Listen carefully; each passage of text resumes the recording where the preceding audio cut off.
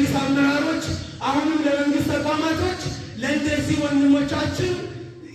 ወንድሞቻችን ድምፅ የምንሆንበትን መንገድ መንግስትን መጅሊስን እንዲያመቻቹልን እንጠይቃለን። ትጠይቃላችሁ? ተክቢር!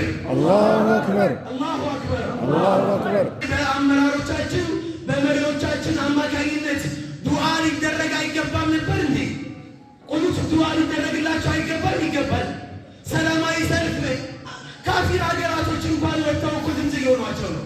እኛ ሀገር ሰላማዊ ሰልፍ ሊፈቀድ አይገባም እንዴ? ድምፅ ሊሆናቸው አይገባም ነበር እንዴ?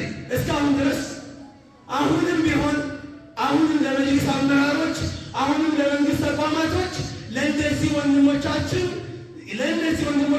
ድምፅ የምንሆንበትን መንገድ መንግስትን መጅሊስን እንዲያመቻቹልን እንጠይቃለን። ትጠይቃላችሁ? ተክቢር!